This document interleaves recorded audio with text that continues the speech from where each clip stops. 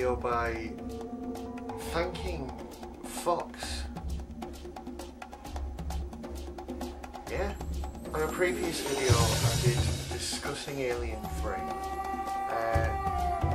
and the automated, copyright detection service that some companies have running on YouTube detected my Alien 3 video for copyright. But this time it wasn't like the Batman videos, it wasn't a Warner Brothers where they've just claimed the money, of which there obviously is none. It blocks your video completely. Like, there is no there's no dicking about. It's gone, like it will never be seen basically. So it's uploaded onto my channel, but no one will ever see it. That's what happened. I thought, no, that can't be right. I just want people to see it. Am I going to have to re-edit it and edit out all the clips and all the music I used?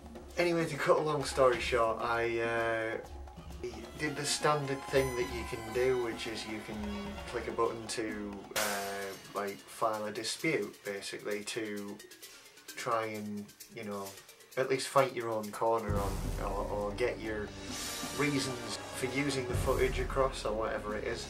In my case, it was because, I love that film and I wanted to make a video about how I love that film and want people to give it a chance and to watch it. So it was basically like a review, a discussion, but also a bit of a love letter to the film. I mentioned that, and then I also mentioned that it's a film that I've bought on VHS, DVD and Blu-ray. I even have Alien 3 tattoos, I don't know if you can see that, but that would be the alien from Alien 3.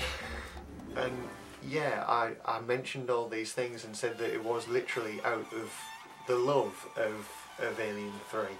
And with it being a semi-review discussion, I can use the clips under fair use. It said, right, you've filed your dispute, you'll get an answer by next month. I'm gonna go on that long, I'll have forgotten I've even done the video by then. And I almost considered deleting the video and doing it again with no music or clips. And then later that day, it went up. So I want to thank you for letting my video up.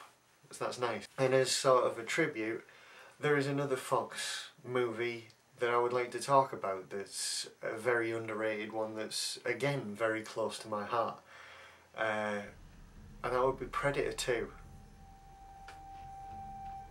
There's someone I know out there, you know who you are rolling around and seething, I know you are.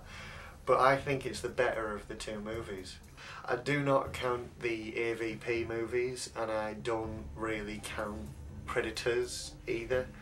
The reason is I feel like those are more like spin-off films, whereas Predator 2 felt more like a genuine sequel, as well as a great film in its own right. It has some amazing shots.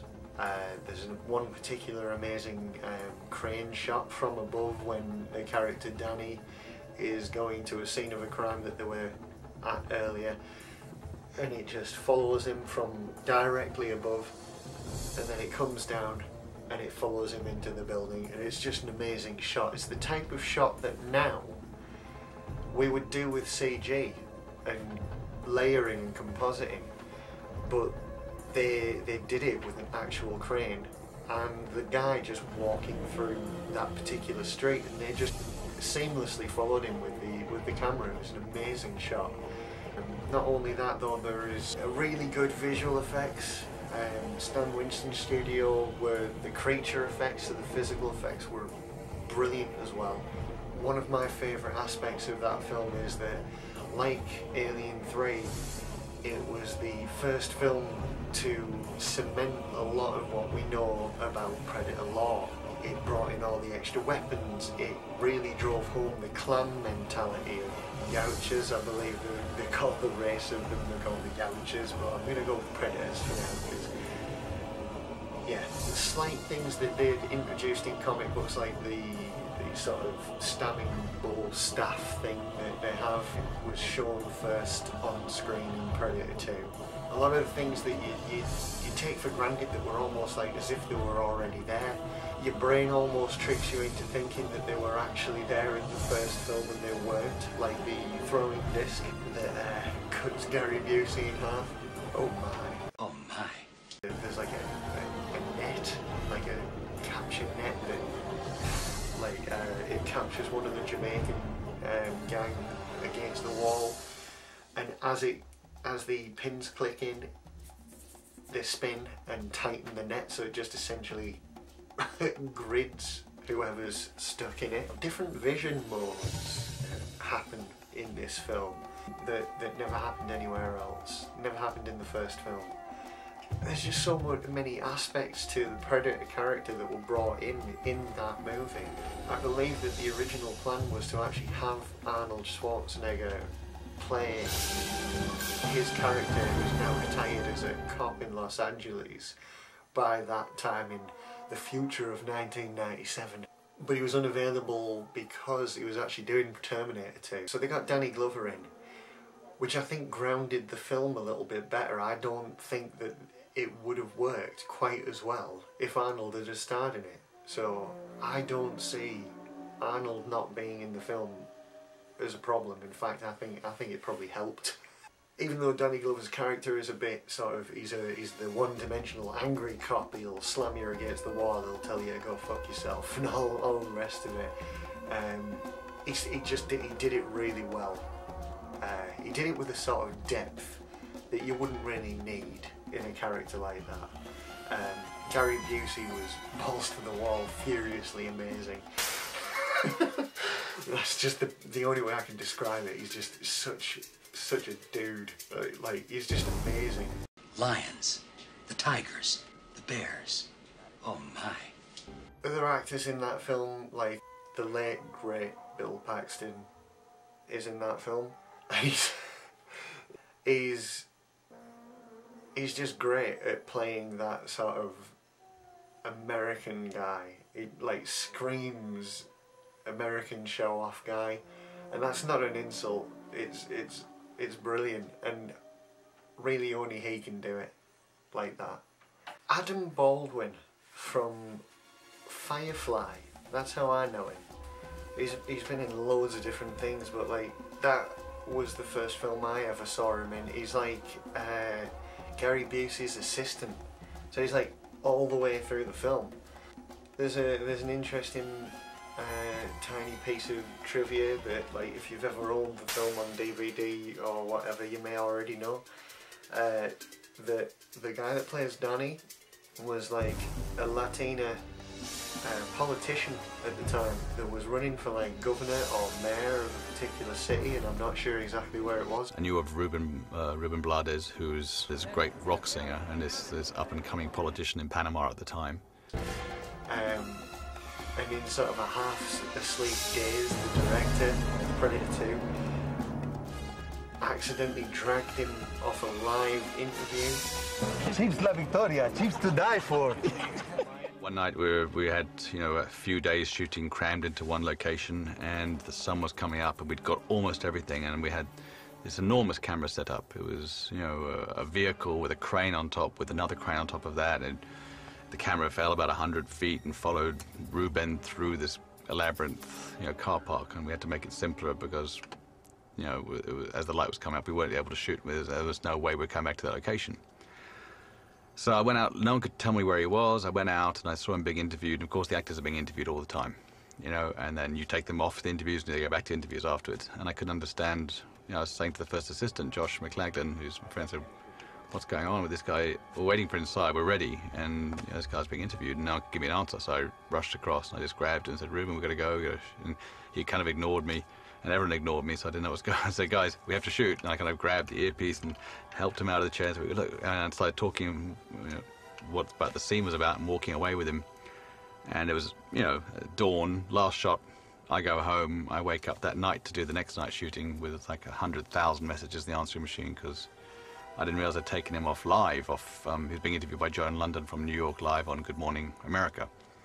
And So I was in deadly trouble because I'd, you know, cursed on screen in front of many millions of people, and it looked like I treated Ruben badly, who was a sort of a Latino icon, and you know, I got death threats on the phone and all sorts of terrible things, and of course I didn't mean to do any of that. So we shot the next night, and then after shooting the next night, Ruben and I went to a studio in downtown LA, and we were going to do something mischievous like have a fight, but we didn't, and then I had to talk to a camera, and we got interviewed by Joan London from New York, and actually since then they've never done a live interview. That was the last one they've ever done, but I was very famous for about 10 minutes.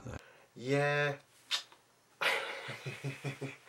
I recommend that you go buy Predator 2 on Blu-ray. Actually, it's cheap at the moment, and the upscale has worked really well. It's not very grainy. The sound quality is great. The music is really good. The same composer from the original film came back, and many of the same themes are throughout the film, but they were sort of added percussive instruments into what was already established in the first film, which is really weird because obviously it's set in LA, and the first film was set in the jungle, but they ironically made it more jungly music-wise for the second film. It's really good, and it's really over the top, like the Predator score. It's big and outlandish, and it reminds me of those old 70s movies where like someone would just simply go, and there'd be this huge orchestral accompaniment,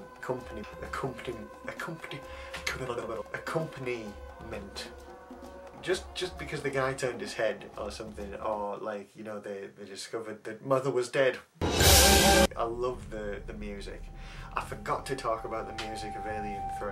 I mentioned it, but like, I mean, you heard it all the way through the video. If you haven't, then please do go back and watch Discussing Alien 3, because the music's throughout and it's amazing. Elliot Goldenthal did it. You can buy it on Amazon and all sorts. It's just like, it's readily available. It's brilliant. And for this one, I forget the composer's name. I'm really sorry, but again, it's available. You can buy both Predator film scores. The story is sort of a standard action movie type thing. It's a cop drama thriller, throw in a Predator. I'm pretty sure that's essentially the idea of Predator 2. But right at the end, there's a moment when the film takes a bit of a turn, when it decides at a particular point that Danny Glover is now solely the target. I'm gonna I'm gonna go get him. And it becomes a bit of a one-on-one until the moment where Danny Glover, by pure chance, gets the upper hand, no pun intended. The Predator then heals himself, and you get to see a hell of a lot more of that than you did in the first film. He then pursues him through, like, the LA city streets, and this is from rooftops to the streets to the sewers, and then into the ship of the Predator itself, which it turns out is the Predator's entire clan. The great thing about the Predator films, especially those first two, is that you're never told what they're doing there, what their hierarchy is, what the one Predator that's doing all the hunting is actually there for. So all you get is literally a sense of it. Watch the film to find out exactly what happens, but there's a huge Easter egg that drove everybody insane in 1991, because there was a xenomorph skull on the skull rack in the ship at the end, and everybody went, "Oh!" And to be honest, if they'd have made it then, it would have been brilliant. But they made it in 2004 and let Paul W.S. Anderson write and direct it. I always say that man managed to kill 3 franchises I loved with 2 films. Oh, it's Resident Evil and Alien and Predator. I might as well show you right there on my wrist is actually the Predator 2 skull with all the alien eggs. Now, all I could find of my favourite Predator, the City Hunter, was the game appearance where he's got all the like the blue painting on him, which isn't necessarily a hugely bad thing or anything, but I have looked for the actual film one, with the film colours everywhere. I couldn't find it anywhere for less than like £100. Also, the Predator Elder from right at the very end of the film, who has who actually comes with the gun that he gives to Danny Glover, which is just brilliant, really. And it's if you look really close, they've attempted to like carve in the writing that was on in the film. It wasn't hugely successful. It's very small. Anyway, yeah, I wanted to finish up by saying thank you very much for watching, everybody. Thank you, Fox, for letting my Alien 3 video go. Hopefully in advance letting this one go as well, because I will be using the stuff. Alright. Bye for now.